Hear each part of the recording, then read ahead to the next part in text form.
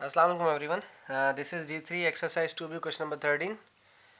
और बहुत कुछ पूछ लिया इन्होंने सवाल में। फंक्शन दिया हुआ है ax प्लस बी और f1 दिया हुआ है 3, f इनवर्स 7 दिया हुआ है 5, a और b की वैल्यू मालूम करने को कही है। कोई मसला नहीं है। सबसे पहले मैं इसको सॉल्व करूँगा। जो f इनवर्स 7 दिया हुआ है ज़रा इसको ठीक करते हैं। देखें ये दिया हुआ है f इनवर्स 7 इक्वल्स टू 5। आप जानते हैं जब डोमेन और रेंज चेंज होते हैं, लाइक 5 यहाँ है, मैं यहाँ लिखूँगा और 7 यहाँ लिखूंगा। अलग डोमेन को रेंज और रेंज को डोमेन बनाऊंगा तो फंक्शन के ऊपर से इन्वर्स खत्म हो जाएगा। ठीक है, तो फंक्शन ऑन 5 7 दे दिए और फंक्शन ऑन 1 हमारे पास 3 दिया हुआ है। ठीक है, ये दो चीज़ें हमें गिवन है। इक्वेशन दी हुई है F x is equals to A x plus b. ठीक है जी, f x is equals to A x plus b, ये एक इक्वेशन हमें दी है। तो सबसे पहले हम फंक्शन ऑन 5 ले लेते हैं, लाइक 5। तो यहाँ पर भी ए एक्स की जगह 5 प्लस बी और फंक्शन ऑन 5 का आंसर ऑलरेडी 7 दिया हुआ है तो हम इसको रिप्लेस करके 7 लिख रहे हैं। और यहाँ पर 5a प्लस बी, जिस तरह से हम अभी पीछे की क्वेश्चंस में से करते आए हैं। अब मैं फंक्शन ऑन 1 और 3 लूंगा, यानी कि दोबारा से इक्वेशन लिखी जाएगी F X equals to A x plus B. अब एफ एक्स की जगह लिखा जाएगा 1, यानी कि एक्स की जगह 1 लिखा जाएगा। जहाँ जहाँ एक्स है वहाँ वहाँ 1। ये a को 1 से मल्टीप्लाई किया तो a होगी और b एज इट इज रहा। बट फंक्शन ऑन 1 हमारे पास डोमेन 1 का जो रेंज दिया हुआ है वो दिया हुआ है 3, तो मैंने यहाँ लिख दिया 3। तो ये तो हो गया हमारे पास दो इक्वेशन। अब मैं सिंपल सिर्फ और सिर्फ इन दोनों इक्वेशंस को करवा देता हूँ सब्ट्रैक्ट। उससे फ़ायदा ये होगा कि b कट जाएगा। ठीक है, कैसे कि 5 है सब्ट्रैक्ट,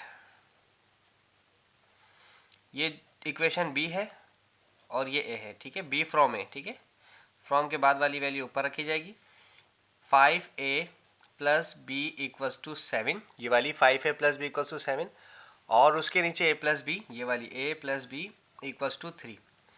आप अच्छी तरह से जानते हैं कि जब आप सब्ट्रैक्ट करते हैं तो नीचे वाले साइन चेंज हो जाते हैं। ठीक है, 7 में से 3 माइनस हुआ तो 4 हो गया, b और b कैंसिल। 5 में से a माइनस हुआ, दिस बिकम्स 4a। 4 मल्टीप्लाई कर रहा था, वहाँ जाकर डिवाइड करता तो अल्टीमेटली a का आंसर सिर्फ हमारे पास 1 बचा। अब इस a को उठा के यहाँ रख दें, a plus B equals to 3 में a की जगह 1 रख दें, plus B equals to 3 plus 1 है, वहाँ जाकर माइनस करेगा तो 3 माइनस 1 2। a का आंसर आ गया 1 और b का आंसर आ गया 2। सिर्फ इन्होंने हमें यही मालूम करने को कहा था। साथ साथ अब हमें कहा है इन्वर्स मालूम करें, like F x is equals to A x plus B था। अब a की जगह रख देता हूँ मैं 1, x की जगह x, b की जगह रख देता हूँ मैं 2। ठीक है, यहाँ कुछ रखने की ज़रूरत नहीं क्योंकि x अभी हम नहीं रिप्लेस कर रहे। तो अगर अब हम वैल्यू खोलते हैं तो 1 को x से मल्टीप्लाई किया, दिस इज x प्लस 2, यानी कि F x is equals to X plus 2। असल में इक्वेशन हमारे पास ये है। अब हमें इसको रेसिप्रोकल करना है, मतलब इसका इन्वर्स निकालना है। आप जानते हैं इन्वर्स निकालने के लिए अच्छी तरह से कि हमें क्या करना पड़ेगा। हमारे पास फंक्शन है F x is equals to X plus 2। ठीक है, अब सबसे पहले इसे y सपोज कर लें, F X equals to Y. ठीक है, पीछे वाले तमाम सवालों में कर चुके हैं।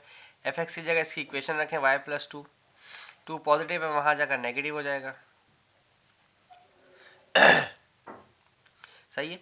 अब आपके पास f x is equals to y आपने सपोज किया था, और अगर आप y की जगह x और x की जगह y डोमेन रखेंगे, रेंज रखेंगे, डोमेन और रेंज को चेंज करेंगे तो फंक्शन इन्वर्स हो जाएगा। x की वैल्यू रखें y माइनस 2। ये बहुत अच्छी तरह से हम पीछे वाले क्वेश्चन में हम इन्वर्स निकालना सीख चुके हैं। मैं इसलिए कोशिश कर रहा हूँ कि मैं यहाँ पर एक्सप्लेन ना करूँ। Function on inverse x minus 2 ये हमारे पास निकल है। ठीक है, तो ये बहुत आसान सवाल था हमारा। आई होप आपको समझ आया हो। Thank you so much.